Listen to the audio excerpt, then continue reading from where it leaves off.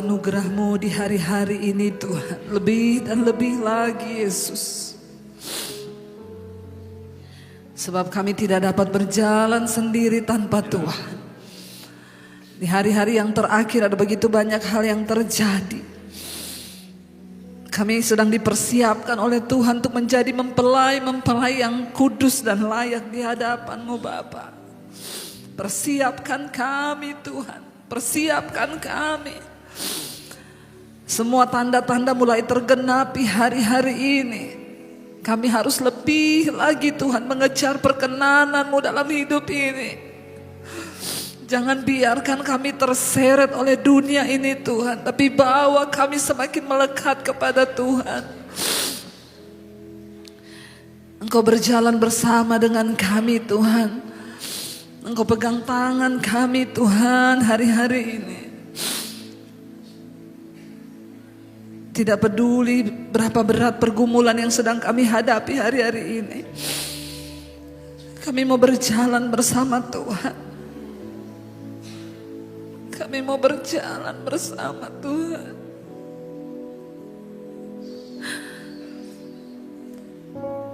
Sebab Engkau sumber kekuatan kami Tuhan.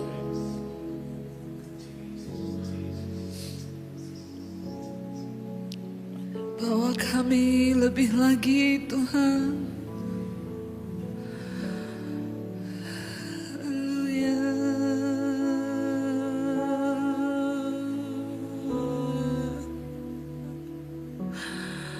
Yesus Tuhan, berjalan bersama kami.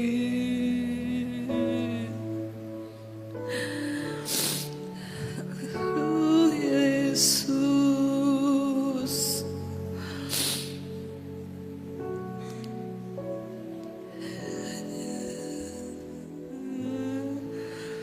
Tuhan sedang melawat kita saudara malam ini.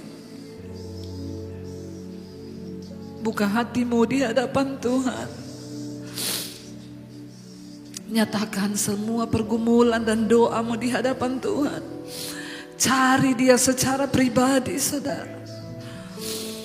Sebab orang-orang yang mencari Tuhan tidak akan pernah ditinggalkan.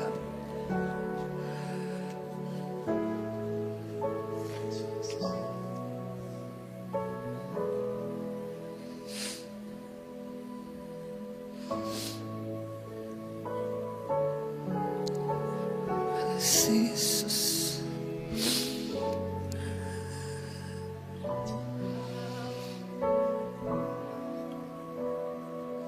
Mari berseru Yesus, Yesus Tuhan.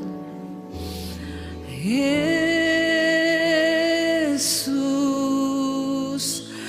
Yesus, dengar doaku.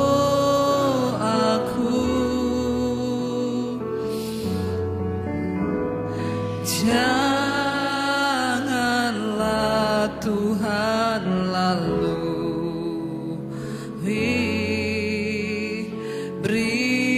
berilah berkat Yesus.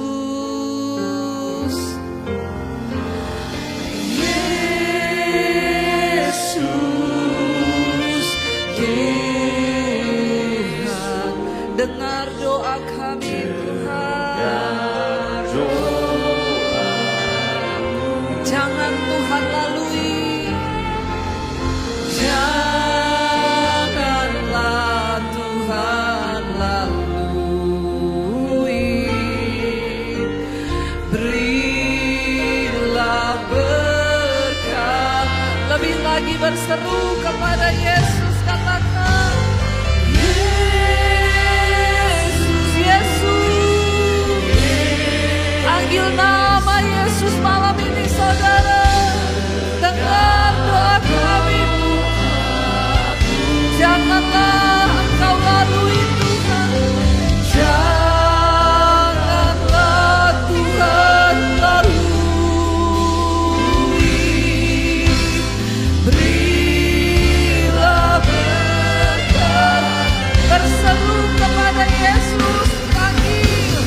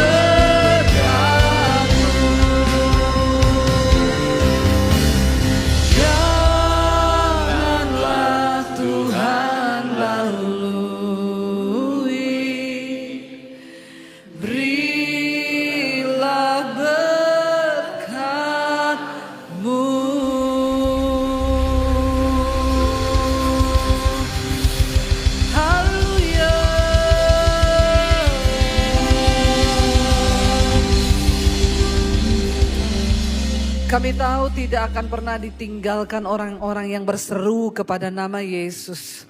Karena barang siapa yang berseru kepada nama Yesus akan diselamatkan. Kami percaya itu Bapa, karena itu pegang tangan kami di hari-hari ini. Agar kami terus melekat kepada Tuhan. Urapi hamba-Mu yang tidak ada apa-apanya, urapi setiap kami. Kami tahu Tuhan turut bekerja mendatangkan kebaikan di hidup kami. Kami buka hati bagi firman Tuhan malam ini di dalam nama Tuhan Yesus. Sama-sama katakan amin. Tepuk tangan buat Tuhan Yesus saudara, silakan duduk. Kita percaya bahwa kita punya Tuhan yang besar dan ajaib, amin. Ada yang mau bersaksi malam hari ini? Yang mau bersaksi silakan, boleh maju. Kalau ada, enggak ada, saking banyaknya ya. Banyaknya kesaksiannya Bu, jadi bingung mau saksikan apa ya. Ada, sekali lagi saya mau tanya, ada yang mau bersaksi? Dapat sepeda loh. Iya nanti ya, next. Iya Bapak Ibu, hari-hari ini saya percaya kita sedang ada di hari-hari yang terakhir.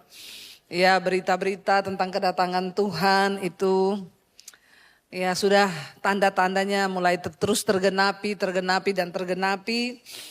Karena itu mari kita sungguh-sungguh menjaga hati dan iman kita supaya kita jangan tertinggal. Ya, saya itu setiap kali mau tidur malam saya membayangkan kalau malam ini Tuhan datang. Ya, jangan sampai kita tertinggal ya setiap malam. Sebelum tidur saya membereskan hati di hadapan Tuhan. Saya berdoa Tuhan jagai keluarga kami ya dan semua anak-anak Tuhan. Yang selalu berseru kepada Tuhan supaya tidak ada satupun yang tertinggal. Dan hari ini ya Tuhan ingin kita belajar sama-sama firman Tuhan. Apa yang bisa membuat kita ini tersesat di hari-hari ini saudara? Sesungguhnya ya kita tahu setan itu bekerja luar biasa. Tapi setan itu bekerja dengan tipu daya. Ya, iblis itu adalah bapa dari segala pendusta dan penipu. Jadi pekerjaannya itu halus dan tidak terlihat. Malam ini Tuhan bukakan satu firman Tuhan buat setiap kita. Buka bersama Yakobus pasal yang keempat. Yakobus pasal yang keempat, judul perikopnya di sana hawa nafsu dan persahabatan dengan dunia. Ya, hawa nafsu dan persahabatan dengan dunia. Ini adalah hal yang sangat memungkinkan kita ini terpisah dari Tuhan hari-hari ini. Hawa nafsu dan persahabatan dengan dunia. Saya sering kali berkata nafsu itu baik. Karena Tuhan menciptakan kita dengan nafsu. Kalau nggak ada nafsu bahaya. Ya, nafsu makan itu baik dari Tuhan. Tapi makan yang normal itu sehari 3 kali. Ya bahkan sekarang ada penelitian makan sehari sekali itu lebih bagus lagi. Ya karena intermittent 24 jam. Itu kalau saudara coba makan sehari 1 kali itu gula darahnya turun, kolesterolnya turun, semua penyakit itu turun. Ya jadi jangan bilang sekarang wah susah saya makan hanya sehari sekali, itu sehat. Amin. Ya banyak sekarang orang yang melakukan itu. Hawa nafsu ya, tapi nafsu itu kalau ketambahan hawa itu yang bahaya. Ya, contoh nafsu makan 3 kali sehari itu normal. Tapi kalau mau makan terus, nah itu ketambahan hawa itu. Jadi hawa nafsu, jadi sedikit-sedikit pengen makan. Pokoknya apa yang dilihat dimakan. Biar teman sendiri juga. Nah ini hawa nafsu namanya ya. Jangan ya nak ya. Jadi dan ini ternyata yang Tuhan, tadi itu saya berdoa saudara, Tuhan apa yang mau Tuhan sampaikan buat umatmu malam ini. Tuhan sampaikan, Tuhan ingetin satu hal, peringatkan terus kepada jemaat untuk mempersiapkan diri kedatangan Tuhan kali yang kedua. Dan saya dapatkan hal inilah yang akan sangat membuat kita ini terpisah dari Tuhan, yaitu hawa nafsu dan persahabatan dengan dunia. Yesus berkata, engkau memang ada di dalam dunia, tapi engkau bukan dari dunia. Kita ada di dunia tapi kita bukan dari dunia. Dan ayat ini Tuhan taruh di hati saya tadi ketika saya duduk ya. Malam ini saya agak lain saudara, karena tadi waktu mau khotbah saya pusing. Tiba-tiba saya pusing sekali ya, muter saya. Lalu saya ke belakang, saya minum air gula dulu ya. Mungkin gula saya drop. Atau mungkin juga iblis gak suka saya mau kasih tahu ini. Dan itu yang Tuhan ingatkan bahwa hati-hati dengan hawa nafsu ini saudara. Saudara itu kerja, normalnya orang tidur sehari berapa jam? 8, itu nafsu tidur. Ya, kalau hawa nafsu tidurnya berapa jam? 15 jam. Ya, jam 10 pagi juga belum bangun. Nah itu hawa nafsu, itu perlu disiram air. Supaya hawanya pergi, tinggal nafsunya. Nafsu itu baik saudara, tapi kalau ketambahan hawa itu bikin kita jauh dari Tuhan. Ibu-ibu pengen cantik itu biasa, itu namanya nafsu. Tapi kalau tiap hari yang dipikirin kecantikan terus, itu sakit jiwa. Ya, itu hawa nafsu. Ada ibu-ibu tiap hari itu yang dia pikir cuma kecantikan terus. Ke salon terus ya, perawatan terus ya. Hari ini perawatan kuku, besok rambut, besok kepala, besok apa lagi saya nggak tahu itu. Semua dirawat tapi lupa mendandani manusia batinia. Itu yang penting. Ya, seks itu juga nafsu. Tuhan beri buat kita manusia itu normal. Tapi bagi suami istri kudus. Ya, sekarang ini banyak hawa nafsu saudara. Pesta homo, bayangkan itu. 56 cowok pesta di satu hotel, satu kamar. Saya tuh saya tidak bisa membayangkan 56 laki-laki di satu kamar. Itu cumi-cumi, gurita, kepiting. Udah jadi satu di situ, bagaimana itu saudara? Coba itu. Dosa, nafsu, hawa nafsu yang bejat, mengerikan, menjijikkan. Alkitab berkata sehingga orang menukarkan persetubuhan yang wajar dengan yang tidak wajar. Laki-laki melakukan kemesuman dengan laki-laki, ini dosa Sodom dan Gomora. Ya, lesbi, bahkan yang bukan istrinya. Sekarang ada ya gayung lope pink, apa itu?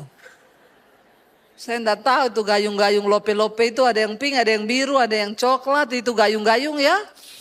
Jadi ini heboh saudara ya. Orang pelakor, selingkuh, ani-ani. Sekarang bertaburan di mana-mana. Ini dosa, ini dunia ini semakin gila hari-hari ini. Bahkan sesuatu yang tidak wajar mulai dianggap wajar ya. Nah kita lihat firman Tuhan berkata ini saudara, kita mau baca. Apa sih hawa nafsu itu? Ya, dan persahabatan dengan dunia. Ayat yang pertama berkata, Yakobus 4, baca 1, 2, 3.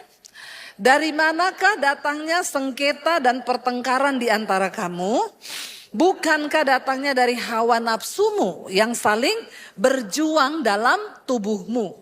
Ingat, perselisihan, pertengkaran, persengketaan itu terjadi dalam hidup kita. Munculnya dari hawa nafsu. Orang yang hidup dipimpin oleh hawa nafsu itu tidak berkenan kepada Tuhan. Dan gak mungkin diselamatkan. Ini hal yang tidak dianggap, yang dianggap sepele. Kita pikir, oh sesat itu kalau kita itu pergi ke gunung-gunung, ke mana cari setan atau berguru di mana. Enggak saudara. Tipuan iblis ya. Yang sering kali tanpa kita sadari ternyata hawa nafsu ini adalah hal yang tidak terlihat, kita anggap wajar tapi bisa memisahkan kita dari Tuhan. Dan setan menunggangi hawa nafsu. Dari manakah datangnya sengketa dan pertengkaran di antara kamu? Bukankah datangnya dari hawa nafsumu yang saling berjuang di dalam tubuhmu? Siapa yang tiap hari bertengkar? Jangan angkat tangan. Di bawah ada kolam ikan. Nanti saya baptis ulang direndam 20 menit ya. Biar buka mata langsung di rumah Bapa di sorga kau. Ngeri saudara. Tiap hari kita marah, bertengkar, bersengketa. Ini datangnya dari hawa nafsu yang berjuang dalam tubuh kita. Tapi kadang kita nggak sadar. Ya. Lalu ayat yang kedua berkata di sana. Kenapa saudara? Baca 1, 2, 3. Kamu mengingini sesuatu tetapi kamu tidak memperolehnya. Lalu kamu iri hati tetapi kamu tidak mencapai tujuanmu. Lalu kamu bertengkar dan kamu berkelahi. Kamu tidak memperoleh apa-apa karena kamu tidak berdoa. Ayat ini berkata kamu mengingini sesuatu. Hawa nafsu itu bersangkutan dengan keinginan. Kenapa terjadi pertengkaran suami istri? Kenapa terjadi perceraian pada akhirnya bahkan ada suami istri saling bunuh? Kemarin berita saudara orang istrinya gantung diri di rumah. Suaminya pelaut. Ya istrinya gantung diri. Ya saya cuma baca sepintas istrinya bilang ini jalan yang terbaik. Supaya kamu bisa memilih. Kamu bisa hidup dengan wanita siapapun yang kamu cintai. Ya bayangkan saudara. Akhirnya dia mengakhiri hidupnya dengan bunuh diri. Sekarang ini kasus bunuh diri banyak. Ya bahkan kemarin sempat viral di Manado itu di satu jembatan. Ya orang lompat dari situ. Ya lalu jembatannya didoakan diurapi minyak. Ingat yang didoakan itu orangnya. Katanya di situ ada setan, ada roh bunuh diri. Memang setan itu suka tinggal di jembatan, di pohon, di hutan. Lah kalau setannya diusir dari situ nanti dia pindah ke rumah saudara. Dia bingung nanti saya tinggal di mana. Kau mau kontrakin saya rumah kata setannya. Iya. Ya diusir dari situ dia pindah saudara ke rumah. Akhirnya orang gantung diri di rumah. Mari kita menyadari ini waktunya saudara. Firman Tuhan bilang ayo kita saling ingatkan. Kalau ada temanmu, saudaramu yang putus asa, putus pengharapan, beritakan Injil kepada dia, amin. Bawa dia kepada Tuhan. Ini hari-hari ini setan bekerja, setan lembur loh hari-hari ini. Karena setan tahu waktunya sudah sangat singkat. Tapi kita enggak tahu. Ya. Dikatakan di sana kamu itu menginginkan sesuatu tapi kamu nggak memperolehnya. Kenapa suami istri itu bertengkar? Karena suami itu pengennya kamu itu jadi istri itu kayak gini loh. Kamu harus lakukan seperti yang aku mau. Sementara istri bilang ya kamu jadi suami kamu juga lakukan seperti yang aku mau. Kalau sudah isinya tuntut menuntut rumah tangga berubah jadi pengadilan. Karena isinya cuma tuntut menuntut. Lalu waktu kita sibuk tuntut menuntut dua-dua ndak memperoleh. Semakin suaminya tekan istrinya kamu tuh aku tuh maunya kamu tuh begini. Istrinya bilang kamu juga dong harus begini. Kita menginginkan sesuatu tapi kita ndak memperolehnya. Belum lagi itu nafsu yang dalam rumah tangga. Suami ini juga punya nafsu. Mengejar kekayaan karena ekspektasinya itu aku harus punya rumah, punya mobil, punya ini. Jadi semua dikuasai oleh hawa nafsu. Istrinya juga punya nafsu. Aku tuh gak pengen jadi istri kayak gini-gini terus. Aku tuh pengen gini. Jadi saudara hidup manusia ini hanya dipenuhi oleh hawa nafsu. Lalu kita nih melupakan Tuhan. Belum kita dikejar target dari kantor, dari perusahaan, kita harus tutup targetnya itu sekian sampai tanggal sekian. Dan kita lupa untuk berserah kepada Tuhan. Ya, sampai pada akhirnya nanti ada orang yang di stop sama Tuhan, waktu jantungnya berhenti mati baru stop. Karena gak pernah ingat Tuhan. Cuma sibuk memburu hawa nafsunya, yang membinasakan. Engkau kepengen sesuatu tapi kau tidak memperolehnya. Lalu kehilangan damai sejahtera. Ya, hawa nafsu yang saling berjuang tadi dalam tubuh kita. Akhirnya mulai apa? Membunuh, iri hati. Ternyata iri hati itu juga timbul dari hawa nafsu yang tidak terpenuhi. Aku tuh loh pengen punya mobil, gak bisa-bisa. Kok dia punya mobil? Mulai iri. Tapi seringkali kita tidak menyadari, saudara. Ini berjuang terus dalam diri kita. Kita tidak memperolehnya, lalu kita membunuh iri hati. Tapi kamu tidak mencapai tujuanmu. Lalu apa? Bertengkar, berkelahi. Tapi kamu tidak memperoleh apa-apa karena kamu tidak berdoa. Banyak orang hanya sibuk mengejar hawa nafsunya. Dia lupa untuk duduk di kaki Tuhan. Doa adalah salah satu cara untuk ngerem hawa nafsu kita ini. Amin, saudara. Makanya tadi kita penyembahan itu, ketemu Tuhan, nangis di hadirat Tuhan tuh enak kan? Rasanya kalau udah nangis betul dalam hadirat Tuhan, kepengen Tuhan datang sekarang, Tuhan datang sekarang, angkatlah kita ini.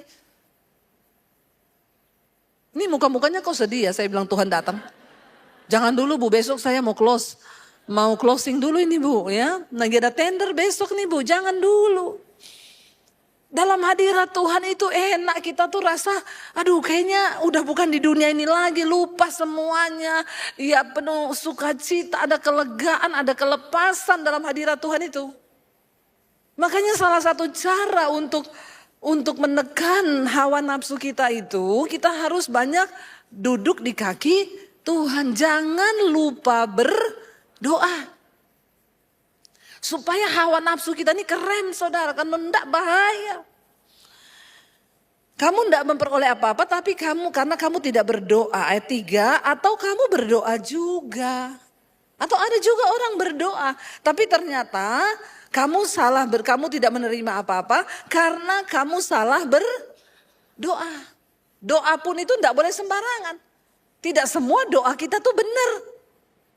Jangan pikir saya doa Bu, sehari saya doa itu sampai 3 jam. Lasing di doa itu apa? Kalau doa kita salah, maka ya percuma, kita tidak akan memperoleh apa-apa. Biar mau doa 10 jam, kalau doanya salah, nggak dapat apa-apa juga.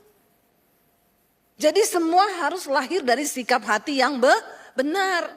Bukan dari, ada orang berdoa dengan hawa nafsu, saudara. Ya, maksa Tuhan, pokoknya Tuhan, ya tahun ini aku harus punya rumah, punya mobil, punya ini, punya itu. Emang Tuhan tuh siapamu? Ya, jangan salah berdoa. Karena apa? Salah berdoa itu artinya apa? Kamu salah berdoa sebab yang kamu minta itu balik lagi hendak kamu habiskan untuk apa? Memuaskan hawa nafsumu. Tuhan berkati usaha saya, Tuhan berkati Tuhan. Begitu diberkati, lupa menabur. Ada orang waktu pas-pasan menabur terus. Tapi setelah kaya, makin pelit dia. Nggak usah angkat tangan. Ya, ada saudara orang, kamu berdoa tapi tetap aja yang kamu minta itu hendak kamu habiskan untuk memuaskan hawa nafsu kita lagi. Nggak apa-apa saudara itu mau sesuatu nggak apa-apa. Tapi ingat dalam hidup ini berkat itu kan ada roti, ada benih. Kalau roti silakan dimakan. Benih harus kembali ditabur. Lihat pekerjaan Tuhan. Lihat orang-orang yang membutuhkan. Ya, supaya kita ini tidak bekerja. Kalau semua berkat kita makan. Ya, bayangkan kalau benih juga dimakan, lalu apa yang mau kamu tuai nanti ke depan? Sak benih-benihnya juga ditelan semua. Ya, ayo, jangan lupa saudara, jangan engkau habiskan semuanya untuk memuaskan hawa nafsumu. Lalu ayat yang berikutnya, ayat 4 dikatakan, hai kamu orang-orang yang tidak setia, tidak tahukah kamu bahwa apa? Adalah jadi barang siapa hendak menjadi sahabat dunia ini ia musuh Allah. Ya, persahabatan dengan dunia itu adalah permusuhan dengan Tuhan. Seringkali kita tidak sadari, kita pikir kita ini orang Kristen, kita percaya Yesus. Tapi kalau kita ternyata menjadi sahabat dunia ini, maka kita dalam posisi bermusuhan dengan Tuhan. Sekalipun kita pendeta, kita jemaat, yang ada dalam dunia ini hanya 3 hal kata firman Tuhan. Yaitu apa? Keinginan daging, keinginan mata, dan keangkuhan hidup. Itu yang ada dalam dunia. Keinginan daging, keinginan mata, keangkuhan hidup. Kalau kita nggak bisa membendung keinginan daging kita, ya, keinginan mata kita, ya, tiap lihat sesuatu yang baru pengen, lihat itu pengen, lihat ini pengen terus. Kemarin baru beli tas baru, udah pengen beli lagi tas. Ya, saya tuh di Instagram foto pakai tas LV yang dikasih orang. Jadi tas itu mereknya Casio. Ya, LV Casio, LV kasih orang. Ada yang komen gini, Bu Debbie, dukung dalam doa juga dong, biar saya bisa beli tas kayak punya ibu. Saya balas, kasihan deh lu. Ya, ndak usah kau berdoa supaya bisa beli tas begitu, ngapain? Doamu itu ndak sampai ke sorga. Saya bilang saya ndak pernah berdoa, Tuhan beri aku tas LV, gerakan orang ngasih aku tas LV, pret. Ya, ngapain coba? Saya bilang saya ndak pernah berdoa minta tas itu, apalagi mau bergumul. Sia-sia, Tuhan ndak dengar, itu doa yang salah. Karena hendak kau pakai untuk memuaskan hawa nafsumu. Saya bilang, saya nggak pernah bergumul, saya nggak pernah berdoa untuk barang-barang yang seperti itu. Kalau saya pakai karena dikasih orang, jadi saya harus pakai. Yang ratusan juta dikasih orang ada juga. Ya, tapi saya nggak pernah bergumul minta itu. Kau gagal fokus. Kalau hidupmu itu cuma kau habiskan, kau gumulkan untuk beli yang kayak begitu, ngapain? Ya, saya ada duit pun nggak saya pakai buat beli yang begitu, ngapain? Ya, itu cuma untuk hawa nafsu. Terus kalau kita pakai begitu gitu, jalan kita jadi beda. Ya kan kagak. Ya, makanya saya walaupun pakai tas apa, saya taruh di lantai. Kadang di gereja ada yang dari belakang colek, Bu, tasnya mahal, jangan taruh di lantai. Terus mau taruh di hati gitu. Biasa aja, keles. Ya enggak apa-apa. Kalau dikasih silakan, tapi kalau enggak ada enggak usah berdoa minta itu. Itu kau salah berdoa. Ini loh ayat bilang, barang siapa yang hendak menjadi sahabat dunia ini, memuaskan keinginan daging, keinginan mata, keangkuhan hidup, kesombongan, maka dia itu bersahabat dengan dunia, pasti akan menjadi musuh Allah. Ya, jangan kau habiskan energimu, jangan kau habiskan tenagamu, uangmu hanya untuk beli barang-barang yang begitu terus, saudara. Kau sedang salah fokus. Ya, itu kan uang bisa bermanfaat. Ya, kita bantu gereja di pedalaman. Ya, satu tas itu jadi satu pastori loh. Jadi kau pakai tas itu satu pastori nih kau bawa-bawa. Bayangkan itu saudara ya. Jadi ayo kita mulai jangan jadi sahabat dunia ini saudara. Karena itu artinya kita bermusuhan dengan Tuhan. Hai kamu orang-orang yang tidak setia, tidak tahukah kamu bahwa persahabatan dengan dunia adalah permusuhan dengan Allah. Orang yang hidup mengikuti keinginan daging, keinginan mata, keangkuhan hidup, dia sahabat dunia ini. Berarti dia musuhnya Tuhan. Keinginan daging itu apa? Percabulan, kenajisan, hawa nafsu, amarah, kebencian, dendam, ya perseteruan. Pengennya ribut terus berseteru, berantem terus itu kerjaannya. Itu saudara ya. Kita bersahabat dengan dunia, maka kita jadikan diri kita tuh musuh Allah. Kita harus berjaga-jaga loh hari-hari ini.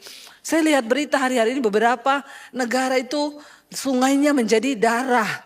Ya, lautnya menjadi darah. Ya, ini tanda-tandanya sudah semakin digenapi hari-hari ini saudara. Mari kita mendekat kepada Tuhan. Ya, saya itu takut setiap kali tidur malam, Tuhan, aduh kalau malam ini datang Tuhan ya. Kalau saya tuh lihat ke langit malam-malam, tiba-tiba Tuhan datang, aduh jangan sampai kita ini tertinggal. Langsung cepat-cepat ingat, Tuhan aku ini ada sakit hati enggak ya. Ada yang enggak beres, enggak ampuni Tuhan, ampuni, kuduskan aku. Hanya orang yang kudus loh yang akan mengalami pengangkatan bersama dengan Tuhan. Lalu dikatakan di sana, janganlah kamu menyangka bahwa apa? Kitab suci tanpa alasan berkata, roh yang ditempatkan Allah dalam diri kita itu diingininya dengan cemburu. Ya, Kita ini diciptakan sebagai makhluk yang serupa dan segambar dengan Allah karena kita memiliki apa? Roh. Itu adalah gambar diri Allah di dalam diri manusia. Nah, roh itu diinginin Tuhan dengan cemburu. Itu adalah roh Allah dalam diri kita. Makanya kita dikatakan serupa dan segambar dengan Allah. Cuma manusia yang diciptakan memiliki roh. Ya, binatang itu punya jiwa tapi nggak punya roh. Tapi manusia itu punya roh. Dan Alkitab berkata roh manusia itu pelita Tuhan dalam dirinya. Roh itu yang menunjukkan hidup kita ini. Jalan yang harus kita lalui untuk menunjukkan hukum-hukum Tuhan kepada kita. Nah itu diingininya dengan cemburu. Makanya Alkitab bilang barang siapa membinasakan bait Allah. Maka Allah akan membinasakan dia. Tubuhmu itu adalah bait Allah. Tempat berdiamnya roh Allah. Lalu yang berikutnya dikatakan, tetapi kasih karunia yang dianugerahkannya kepada kita lebih besar daripada itu. Karena itu dikatakan Allah menentang orang yang congkak. Tetapi mengasihani orang yang rendah hati. Memang kasih karunia Tuhan besar buat kita. Tapi waktu orang hidup dalam kesombongan, kecongkakan, maka Tuhan memusuhi orang itu. Menentang artinya memusuhi. Apa itu orang yang congkak, yang sombong? Orang yang tidak mau bertobat. Terus hidup di dalam dosa, terus kepahitan, terus merokok, mabuk, bersinah, najis. Terus marah, emosi, kepahitan, semua yang tidak berkenan. Hawa nafsu, kedagingan, tidak mau bertobat. Itu artinya orang yang congkak dan Allah menentang orang yang congkak. Jangan jadi musuhnya Tuhan, saudara. Ya. Seringkali banyak orang Kristen, tapi dia lupa bahwa dia itu musuh Tuhan. Waktu kita gak sungguh-sungguh melakukan firman Tuhan, kita ini ternyata lagi ditentang sama Tuhan. Berseberangan jalan, tetapi Tuhan mengasihani orang yang rendah hati. Yang mau selalu berkata, Tuhan ini hidupku, aku berserah Tuhan, aku gak bisa hidup tanpa Tuhan. Aku butuh Engkau, aku ingin bertobat selalu Tuhan. Itu orang-orang yang rendah hati. Saudara, kita tahu hari-hari ini iblis bekerja luar biasa. Saya sekali lagi mau bilang iblis hari-hari ini lembur. Karena dia tahu waktunya sudah sangat singkat. Makanya banyak orang bunuh diri, banyak perceraian. Itu karena iblis lembur. Ya, jangan lupa loh. Kejahatan semakin bertambah itu karena iblis lembur. Nah kalau iblis lembur masa kita gak mau lembur? Masa kita gak mau berusaha hidup dalam kebenaran, membawa semakin banyak orang masuk ke dalam kerajaan Allah. Ada banyak orang bertanya, Bu bagaimana caranya Bu supaya kita itu bisa melawan iblis, bisa melawan setan. Cuma satu caranya, baca bersama. Karena itu apa? Tunduklah kepada Allah dan lawan iblis. Maka ia akan, hanya orang-orang yang mau tunduk kepada Tuhan yang bisa melawan iblis. Biar kau sekali berpendoa syafaat apa kek. Kalau engkau tidak tunduk pada Tuhan. Engkau enggak tunduk pada firman Tuhan. Tidak mau bertobat. Kau jadi tertawaannya setan. Ya, saya ingat dulu kita doa peperangan di Palu itu. Melawan utusan dari gereja setan. Saudara itu tidak main-main. Kalau ada orang tidak kudus di situ. Pendoa syafaat langsung diserang, langsung kerasukan loh. Langsung kerasukan. Ya, jadi kita waktu lagi doa peperangan itu 3 bulan saudara. Tiap hari didoakan semua, kita pendoa itu ya mendoakan dia itu. Dan itu memang kuasa setan itu memang nyata saudara. Ya dia itu utusannya gereja setan. Jadi lagi kita KKR, dia datang duduk sebagai jemaat. Lalu dia mulai memainkan serangan-serangannya ilmu hitam sampai waktu itu pendetanya sempat hampir gak bisa khotbah lah, sakit lah apa. Ketika selesai ibadah, dia gak pulang, dia duduk di situ. Jadi saya sama beberapa pendoa datang. Kita tanya, Mbak kamu belum pulang? Enggak. Kenapa? Saya mau didoakan. Oh dari mana? Dari sini. Lalu saya bilang, oh nanti ya, kalau ini kan sudah malam, mau didoakan apa? Ya doakan apa kek, doakan saya. Jadi waktu itu saya sama beberapa teman pendoa, ya waktu itu saya pelayanannya masih pendoa saudara. Kita doakan, kita pikir jemaat biasa, kita doakan, dia langsung kerasukan saat itu. Kerasukan ditahan berapa orang itu enggak bisa saudara. Bayangkan ya, ada satu orang yang lagi kita lepaskan. Jadi orang itu, waktu itu saya pelayanan di satu gereja. Di situ ada pembantu perempuan. Pembantu perempuannya ini tiap malam itu ngasih sajen di bawah jendela. Ngasih nasi sama lipan itu loh. Lipan itu kaki 1000 itu yang banyak kakinya. Dia sajen di situ kasih lilin.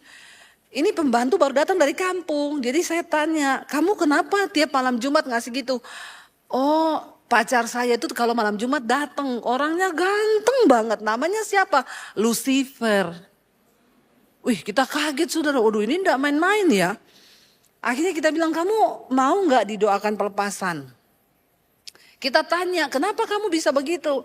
Jadi dia cerita dulu waktu dia masih remaja, dia kena sakit kulit satu badan. Karena orang tuanya malu, dia dipasung. Di belakang rumah dipasung. Waktu dipasung dia kepahitan, setelah dia sembuh dia pergi dari rumah, dia mencari guru, berguru sama dukun-dukun. Tujuannya dia mau balas dendam, mau bikin mati ke orang tuanya. Lalu dia datang ke Palu, dia melamar di gereja itu jadi pembantu. Nah setelah itu kami layani doa pelepasan. Saya baru kali itu lihat ada setan, benar-benar setan. Saya tahu setan itu ada, tapi saya belum pernah lihat setan. Nah waktu dia doa pelepasan itu saya baru lihat setan itu ada. Saudara, waktu kita berdoa di ruangan gereja itu, ini bukan yang dari gereja setan loh, ini yang pembantu itu. Waktu kita berdoa, pertama saya teriak dalam nama Yesus, dia teriak panas, panas. Saudara tahu itu rambutnya panjang berdiri, terus matanya itu mau keluar merah. Nah, itu saya bilang ini setan beneran tuh. Sempat gerak saya, mau lari saya. Saya tengking dalam nama Yesus, rambutnya berdiri saudara. Saya tengking dalam nama Yesus. Tadinya dia kepanasan, lama-lama dia ketawa gini. Aduh saya bilang Tuhan ini setan loh ini. Ya. Jangan menertawakan saya ya. Jadi nanti saudara jadi mirip dia loh kalau ketawain. Saya tengking so, dia ketawa makin kenceng. Aduh, ya saya sama teman-teman lihat-lihatan. Aduh bagaimana ini? Udah jurus pamungkas di dalam nama Yesus dia ketawa. Lalu saya bilang Tuhan kasih, kalau saya lari berarti setannya menang ini. Nggak mulai kita lari nih. Saya berdoa, apa yang harus saya lakukan Tuhan? Tiba-tiba Roh Kudus kasih hikmat.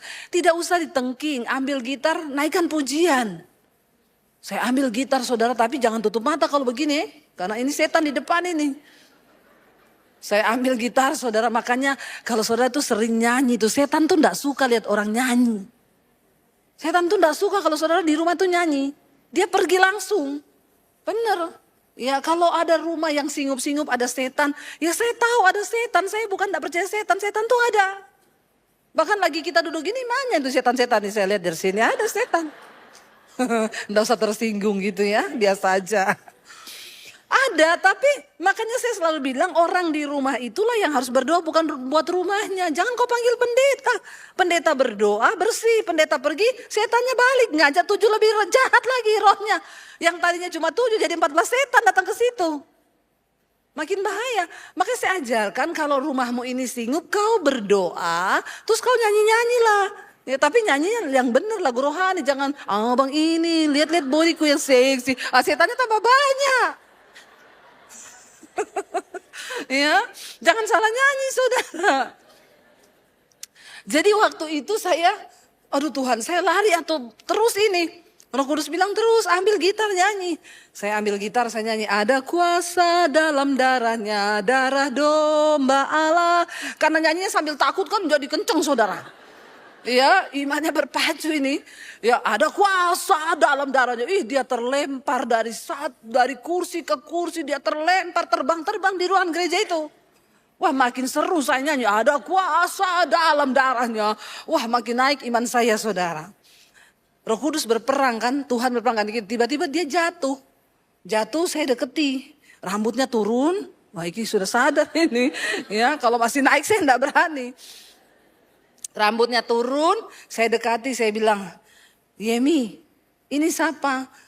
Dia buka mata pelan sekali, lalu dia bilang, Kak Debbie, saya lemes. Ya iya lemes, kamu terbang-terbang dari tadi nih. Ya kau pikir ini, makanya kau jangan sajen-sajen begitu. Kenapa kau menyerahkan dirimu sama setan? Nah saudara, waktu kita habis doakan dia ini, kita masih isolasi dia di gereja. Lah yang gereja setan ini karena malam itu tidak selesai, sudah malam, kita bawa dia ke gereja. Langsung dia bilang begini, kamu lihat ya, yang di dalam sana, habis ini aku ganggu. Padahal dia nggak tahu itu orang itu di dalam loh. Dia di luar gereja, tiba-tiba teriak yang di dalam kerasukan. Saya bilang, waduh ini lebih parah lagi nih setannya Tuhan. Ya, itu benar-benar saudara. Tiap hari kita layani doa pelepasan. Wih ilmunya saudara, tiba-tiba dia bilang gini, aduh ini saya panas. Kita buka begini lengannya, udah muncul gambar kepala kambing lambangnya gereja setan itu. Kayak dicoretin pakai jarum yang ada bekas darah-darah. Itu muncul dengan sendirinya loh. Itu saya benar-benar melihat setan itu ada. Ya. Lalu akhirnya kita doa pelepasan tuh, saudara bayangkan ada WL di situ. Dia memang agak-agak tulang lunak. Dia datang, kami lagi doa pelepasan. Terus dia bilang gini, aku mau ikut dong doa. Saya tuh udah bilang jangan, lebih baik kau itu pergi ke sana. Enggak apa-apa. Jadi kita lagi doa pelepasan, dia datang. Dalam nama Yesus. Langsung orangnya tunjuk begini. Kau temanku. Langsung dia lari terbirit-birit keluar dari situ. Saya bilang lebih baik kau keluar daripada kita juga layani kau kerasukan di sini. Ya, setan tuh tahu saudara. Setan itu tahu siapa temennya. Saudara pikir setan tidak tahu? Setan tahu kok. Yang duduk-duduk di sini setan tahu siapa temennya siapa. Ya, jangan kau menjadi sahabat dunia ini. Jadi saya bilang keluar kau, cepat kau keluar. Jangan nanti kita lagi layani kau kerasukan. Itu saudara sampai anak-anaknya pendoa di rumah lagi makan tiba-tiba kerasukan. Akhirnya 3 bulan dia baru bisa dilepaskan. Itu benar-benar saya melihat dengan mata. Tapi ini loh Tuhan bilang. Karena itu tunduklah kepada Allah dan lawan iblis. Maka ia akan lari. Biar kau mau doa tengking dia kayak apa. Kalau kau tidak tunduk pada firman Tuhan. Maka imanmu tuh tidak berkuasa. Tapi orang yang tunduk pada firman Tuhan. Rumah itu ada setan. Kau datang setannya minggat. Amin. Cari kontrakan lain dia. Tapi kalau ada rumah setan. Orang gak tunduk sama firman datang. Tinggal sama-sama setan. Ya setan bilang kita kan saudaraan. Ya jadi hati-hati. Tunduklah kepada Allah. Lawan iblis. Maka dia lari daripadamu. Nggak usah kau undang pendeta. Ini loh yang selalu saya bilang. Saudara undang pendeta. Kalau saudara tidak bertobat. Rumah yang ada setannya ini diusir sama pendeta. Saya datang nih saya usir. Setannya pergi. Tapi orang ini tidak tobat. Saya pergi. Setannya balik. Ngajak 7 roh yang lebih. Maka rumahmu jadi sarang. Saya selalu bilang. Kalau ada orang doakan rumah saya datang. Saya datang tetap. Tapi kamu yang berdoa ya. Makanya kamu harus kudus. Kamu harus tunduk sama firman Tuhan. Kalau kamu ndak kudus percuma. Biar siapa kamu mau datangkan Benny Hinn. Siapa Morris Cerullo ke sini. Percuma. Ayo orang Kristen kau ngerti kebenaran. Amin. Jangan cuma dibodoh-bodohi. Ya. Saya bisa saja datang dan ngomong sudah saya bereskan. Setannya udah pergi. PK dulu mana? Saudara pikir Tuhan tuh bisa ditipu? Ini alam roh ini peperangan kita ini. Ini musuhmu tidak kasat mata. Selalu saya tekankan, bukannya saya nggak mau berdoa. Bapak ibu lah yang berdoa buat rumahmu. Urapi minyak. Tapi kau harus bertobat. Karena kalau tidak percuma. Saya doakan sekarang setannya pergi. Kalau saya pergi kau nggak bertobat setannya balik. Ngajak teman-temannya. Itu kebenarannya saudara. Karena itu tunduklah kepada Allah dan lawan iblis. Maka dia lari. Lalu dikatakan di sana. Mendekatlah kepada Allah dan ia akan mendekat kepadamu. Tahirkanlah tanganmu hai kamu orang-orang berdosa dan sucikanlah hatimu hai kamu yang mendua hati. Jangan mendua hati. Tuhan iya, berhala iya. Tuhan iya, kepahitan iya. Tuhan iya, mamon iya. Tuhan iya, hawa nafsu iya. Itu namanya mendua hati. Lalu dikatakan apa? Sadarilah kemalanganmu, berduka cita dan merataplah. Hendaklah tertawamu kamu ganti dengan ratap dan sukacitamu dengan duka cita. Rendahkanlah dirimu di hadapan Tuhan dan ia akan meninggikan kamu. Ayo hari-hari ini mari kita meratap. Sadarilah kemalanganmu kata firman Tuhan. Berduka citalah. Gantilah tawamu dengan duka cita. Ya kenapa? Ayo sebelum terlambat. Mari kita bertobat. Amin saudara. Ayo bertobat. Sadari Tuhan aku tidak mau tertinggal. Aku tidak mau karena dosa ini nanti aku tidak selamat ketika Tuhan datang. Jangan santai. Saya selalu bilang sorga itu bukan untuk orang Kristen sembarangan. Ya, sorga itu bukan orang Kristen yang hidup dengan hawa nafsu. Ada orang tanya, emang rokok itu dosa Bu? Di mana dosa? Kau diperhamba, rokok itu memperhamba. Kalau memang kau mau tidak berdosa, coba hari ini kau lepas dari rokokmu. Bisa enggak? Enggak bisa, itu tandanya kau sudah berdosa. Karena kau sudah dikuasai hawa nafsu. Jadi saudara mari kita sadari kemalangan kita. Ya dan rendahkanlah dirimu di hadapan Tuhan. Supaya ia meninggikan kita. Hari-hari ini mari kita banyak-banyak berdoa, mendekat kepada Tuhan, menangis di hadapan Tuhan. Ayo punya hati yang selalu pengen bertobat. Saya selalu membayangkan kalau malam ini Tuhan datang, apakah saya itu diterima atau ditolak. Aduh Tuhan, jagai hatiku, Tuhan ampuni aku. Itu saudara yang harus terus kita minta.